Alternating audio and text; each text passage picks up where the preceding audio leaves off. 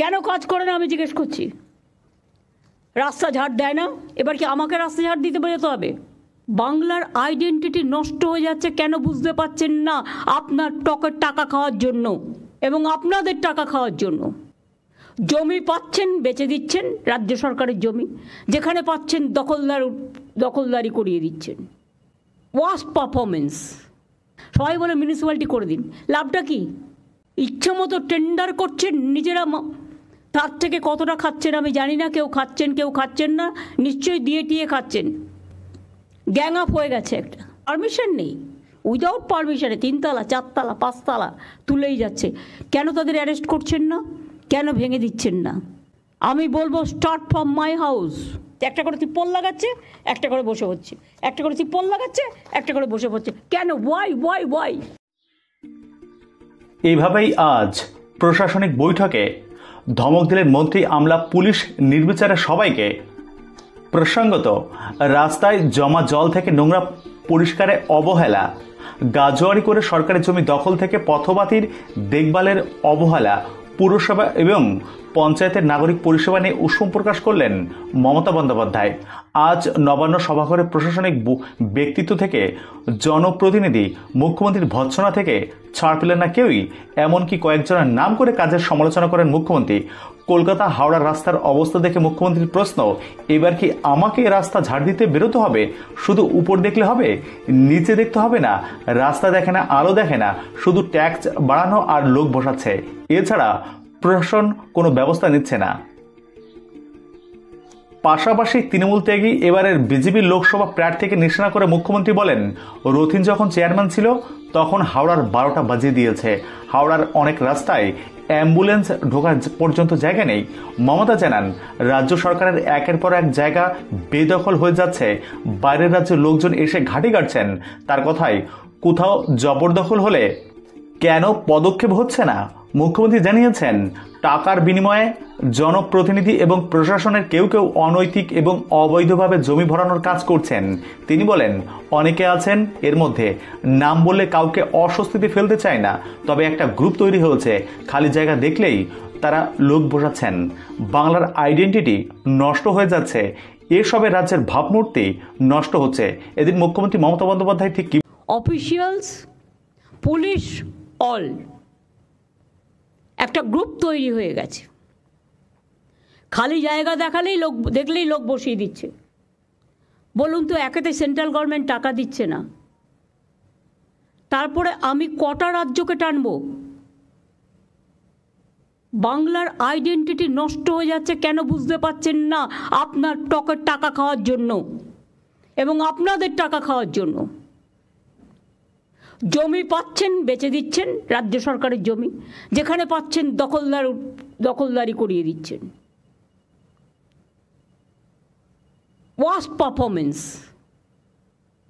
মিউনিসিপ্যালিটিগুলোর কেন তৈরি করা হয়েছিল আমি জানি না। সবাই বলে মিউনিসিপ্যালিটি করে দিন, লাভটা কি? ইচ্ছা মতো টেন্ডার করছেন নিজেরা, তার থেকে কতটা খাচ্ছেন আমি জানি না। কেউ খাচ্ছেন কেউ খাচ্ছেন না, নিশ্চয়ই দিয়ে টিয়ে খাচ্ছেন। গ্যাং আপ হয়ে গেছে একটা। আমি সরি, আমাকে এই কথাগুলো বলতে হচ্ছে, আমি এর জন্য মোটেই খুশি নই, আমি দুঃখিত। আমি যখন রাস্তা দিয়ে যাই, কোনো লাইট খারাপ থাকলে আমি সঙ্গে সঙ্গে ফোন করি। ঘন্টার পর ঘন্টা লাইট জ্বলেই যাচ্ছে তো জ্বলেই যাচ্ছে। গভর্নমেন্টের টাকা ভাবছে দেবে, গভর্নমেন্ট বসে আছে। টাকাটা আসছে কোত্থেকে? এটা জনগণের টাকা, বুঝতে হবে। কলের জল, পাইপ ওয়াটার পড়ে যাচ্ছে তো জল পড়েই যাচ্ছে। ভ্যাটগুলো বাইরে থেকে নোংরা পড়ে থাকে, একবার দেখেন না, লজ্জাও লাগে না?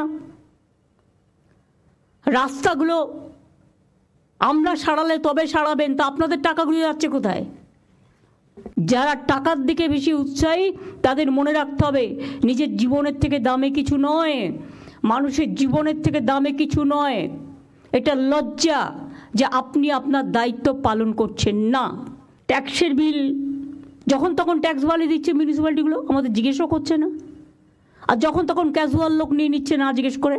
বারবার বলা হচ্ছে ফাইন্যান্সিয়াল অর্ডার ছাড়া করবে না, অথচ অনলাইনটাকে অ্যাভয়েড করে কিভাবে দিয়ে দেওয়া হচ্ছে পারমিশন। যার আছে সে পেয়ে যাচ্ছে, যে দিতে পারছে, আর নেই সে পাচ্ছে না, তাকে হ্যারাস হতে হচ্ছে। টাকার বিনিময়ে পুরসভার বহু জমি বেদখল হয়ে যাচ্ছে, সরকারি সম্পত্তি নষ্ট হয়ে যাচ্ছে। আমি হাওড়া পুলিশকে বলবো একটা তদন্ত করার জন্য, এবং চিফ সেক্রেটারিকে আমি অর্ডার দিচ্ছি, সেখানে যদি রাম শাম যদু মধু যেই হোক, ইভেন আমিও যদি হই, আমাকেও ছাড়বেন না। আমি জানতে চাই না কে দখল করেছে, কিভাবে করেছে, পেছনে কারা গ্যাং আপ করেছে এবং কিভাবে এগুলো হয়েছে, আমি এসব জানতে চাই।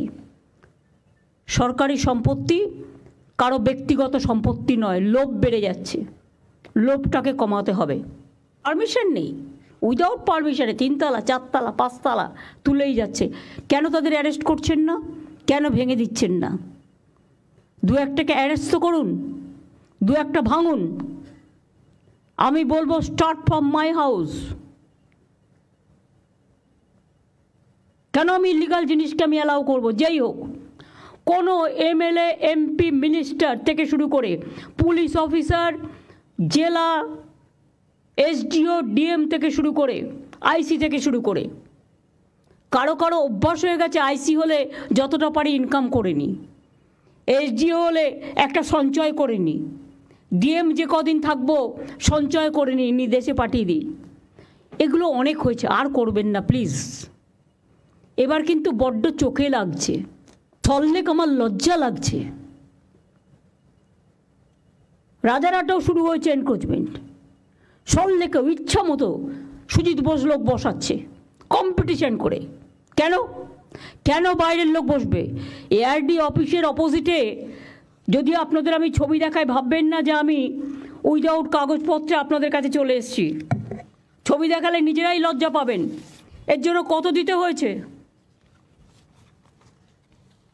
এই একদম পুরো এআরডি অফিসের সামনে সব এনক্রোচমেন্ট হয়ে গেছে। একটা করে তিপ্পল লাগাচ্ছে, একটা করে বসে হচ্ছে, একটা করে তিপ্পল লাগাচ্ছে, একটা করে বসে পড়ছে। কেন? ওয়াই? আমি জানতে চাই কত টাকার বিনিময়ে কারা নিয়েছে টাকা? কেন সল্টলেক কর্পোরেশনের কাউন্সিলররা কাজ করে না? তারা তো ইলেক্টেড বডি, কেন কাজ করে না আমি জিজ্ঞেস করছি।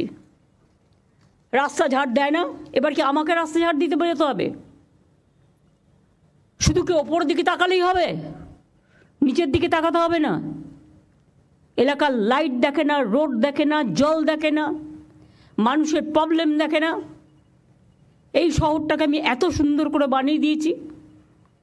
কলকাতা শহরে ভিডিও করা ছিল কোন রাস্তা কত পর্যন্ত এনক্রোচমেন্ট আছে। তা সত্ত্বেও একটা করে নতুন ওসি আসে আর বসিয়ে দেয়, আর আমি ঘাতক ঝগড়া করব।